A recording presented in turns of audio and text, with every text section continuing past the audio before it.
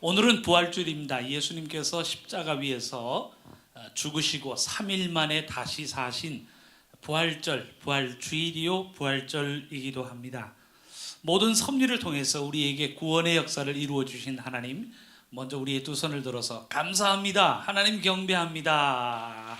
하나님 앞에 우리 영광의 박수 드리겠습니다. 감사합니다. 예수님께서 이 땅에 오시사 죽으셨다가 다시 사셨다라고 하는 것, 예수님께서 죽으셨다가 다시 부활하셨습니다 라고 하는 사실은 기독교 복음의 핵심입니다.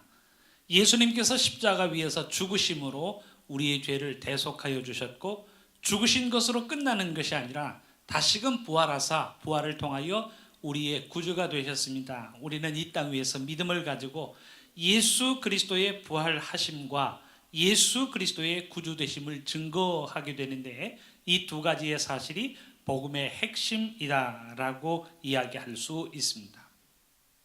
만일 예수님께서 다시 살아나지 않으셨다면 예수님은 우리의 구주가 되실 수 없습니다. 그런데 예수님 다시 살아나시는 것을 통하여 우리의 구주가 되셨고, 영광의 주로 오늘 이 아침 우리의 삶 속에 등장하고 계십니다. 베드로의 고백이 성경에 등장하는데, 마태복음 16장 16절의 말씀을 보면 베드로가 예수님을 향하여 주는 그리스도시요 살아계신 하나님의 아들이시니이다 라고 하는 고백을 남기고 있습니다. 그 고백이 우리의 고백이 될 수 있기를 바랍니다. 부활하신 예수님을 향하여 주님은 우리의 그리스도 살아계신 하나님의 아들이 되셔서 우리에게 구원의 길을 열어주셨습니다. 그 고백이 이 부활의 주의를 맞이하는 우리들의 고백이 되어야 할 줄로 믿습니다. 도마가 예수님을 만나서 고백합니다. 나의 주님이시요 나의 하나님이시니이다 라고 하는 고백, 그 도마의 고백이 우리의 고백이 되어야 할 줄로 믿습니다. 부활절 우리의 삶 속에 구주로 등장하시는 예수님, 우리의 마음속에 영접하여서 그리스도와 더불어서 우리 주님과 더불어서 영생의 아름다운 삶의 순간을 살아가는 우리 모두가 될 수 있기를 주님의 이름으로 축원합니다. 기독교는 부활의 종교입니다.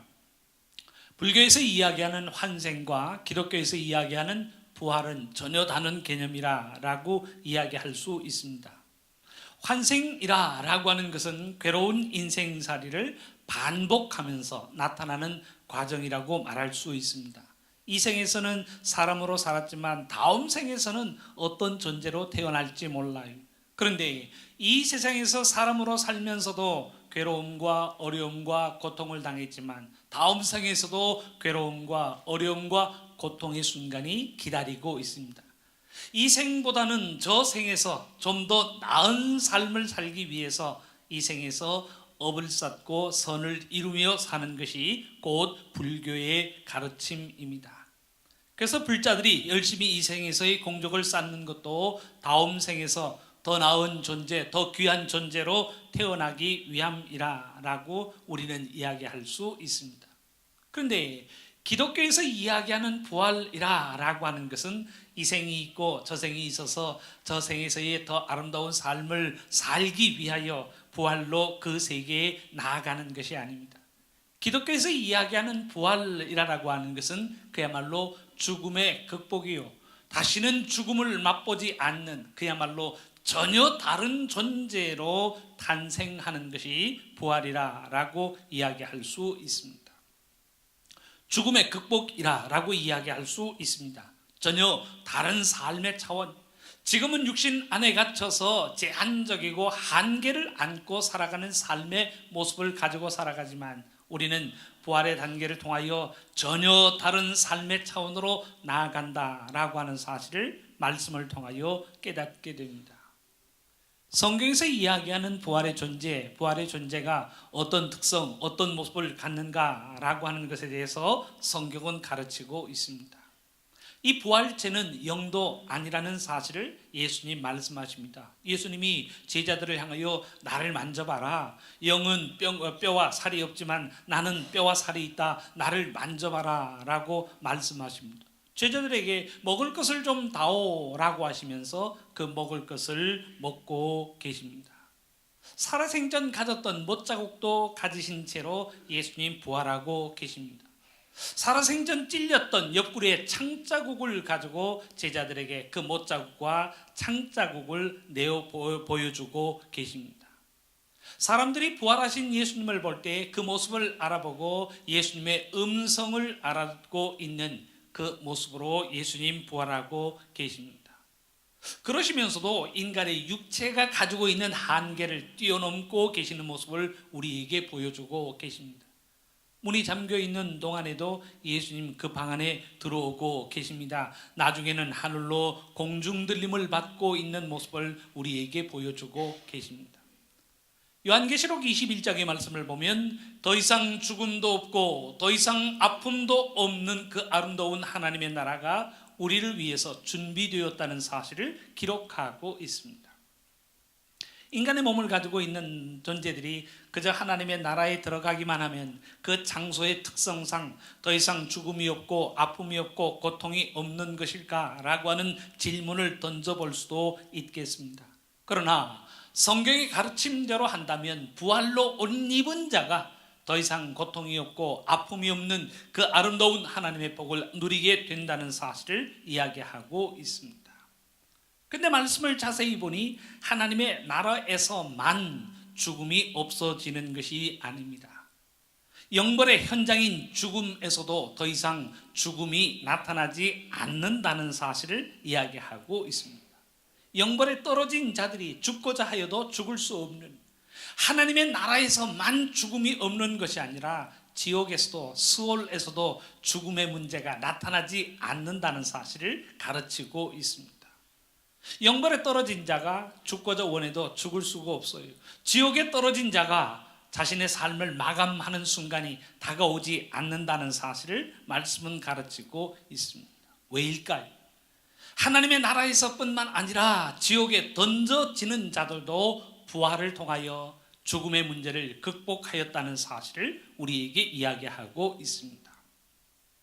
우리가 새벽 촛불 예배에도 생각을 하였지만 부활은 믿는 사람들에게만 나타나는 그 독특한 현상이 아니라는 사실을 말씀은 가르치고 있습니다.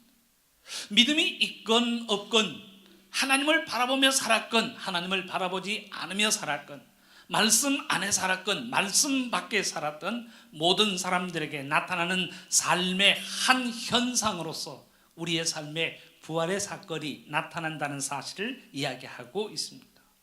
세상 모든 사람들이 믿음 여부와 관계없이 하나님과 더불어 살았는가 살지 않았는가 라고 하는 신앙의 여부와 관계없이 부활의 과정을 거친다는 사실을 이야기하고 있습니다.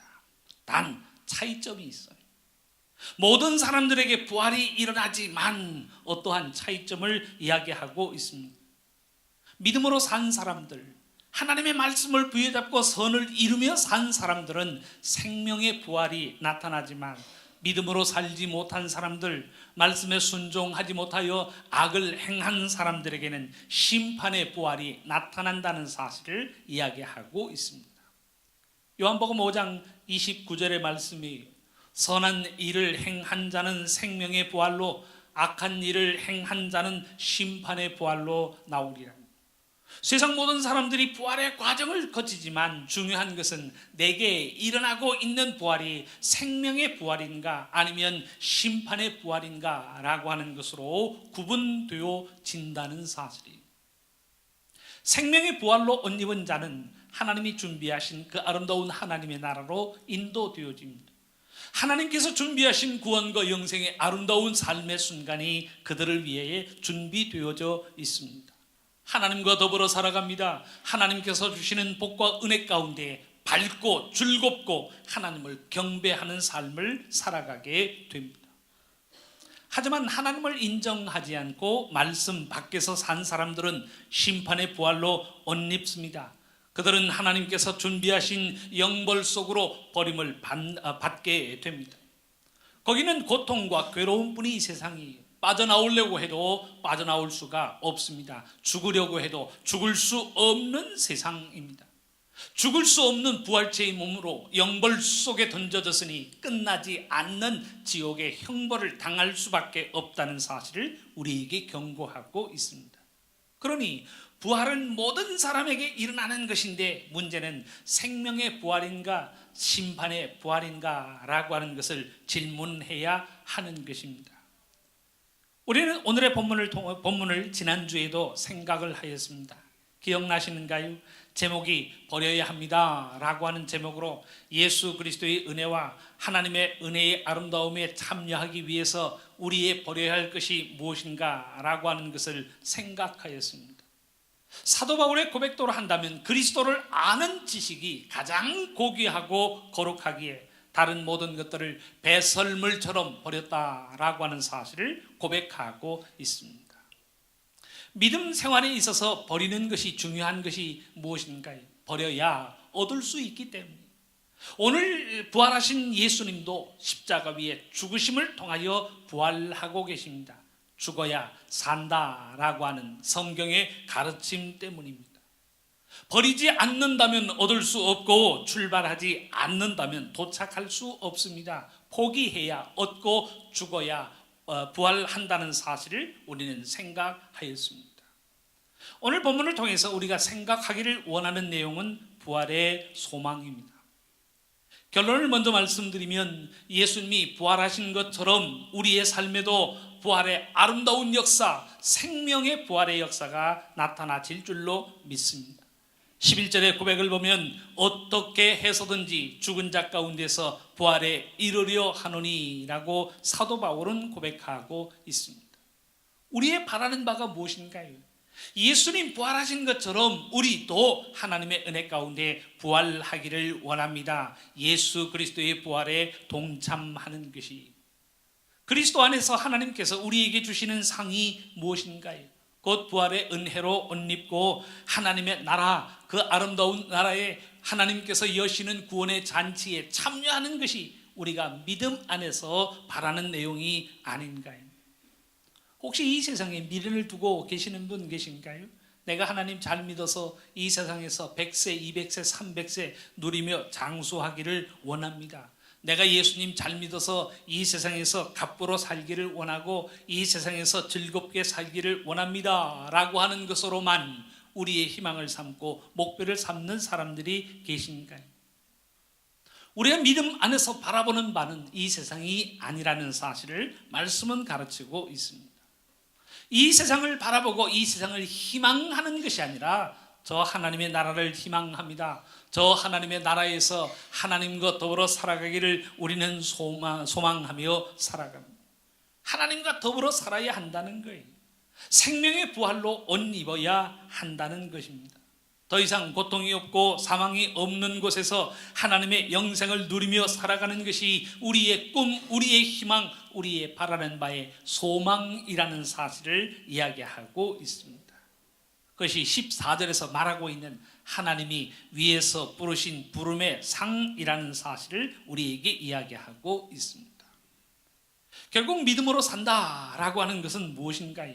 저 하나님 나라를 바라보면서 저 하나님의 나라에서 나에게 주어질 상, 저 하나님의 나라에서 하나님께서 나에게 허락하여 주실 그 아름다운 상을 바라보며 사는 삶이 믿음의 삶인 것이, 그 상이 우리에게 주어지는 순간이 언제인가요?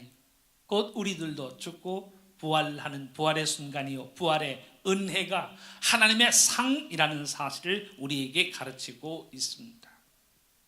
사랑하는 성도 여러분, 오늘 우리가 고백하고 있는 이 부활의 기쁨은 예수님만이 누리시고 예수님에게만 해당되는 기쁨은 아닙니다. 장차 우리들에게도 이루어질 부활의 기쁨이요, 장차 우리에게도 나타날 부활의 영광이라는 사실을 말씀은 약속하고 있습니다. 고린도전서 15장 20절에서 예수님께서 잠자는 자들의 첫 열매가 되셨다라고 하는 고백은 우리에게도 나타날 부활의 영광이 무엇인가 라고 하는 것을 우리에게 보이시고 약속하여 주십니다. 예수님이 부활하신 것처럼 믿음으로 산 모든 사람들도 생명의 부활로, 그 생명의 부활을 통하여 하나님의 구원과 하나님의 영생의 아름다움에 참여하게 된다는 사실을 우리에게 고백하고 있습니다. 우리는 지금 믿음 안에서 그 아름다운 하나님의 복과 은혜를 바라보며 희망하며 소망하는 것입니다. 바라기는 이 부활의 소망으로 살아가는 우리들의 삶이 될 수 있기를 바랍니다. 예수님 부활하셨습니다. 예수님이 부활하신 것처럼 우리도 부활의 은혜로 옷 입게 될 줄로 믿습니다. 그 부활의 영광을 통하여 하나님의 구원의 아름다움에 동참하게 될 줄로 믿습니다. 이 믿음으로 이 부활의 기쁨을 함께 나누는 우리 모두의 삶이 될 수 있기를 주님의 이름으로 축원합니다. 기도하겠습니다. 사랑권의 하나님 감사합니다. 하나님의 아들 예수 그리스도를 통하여 우리의 죄를 대속하여 주시고 하나님의 자녀 삼아 주시니 정말 감사합니다. 언제나 이 부활의 소망과 기쁨 속에서 만천하에 나아가 그리스도의 부활을 증거하는 주님의 백성들 되게 하여 주옵소서. 우리 주님 예수님의 이름으로 기도합니다. 아멘.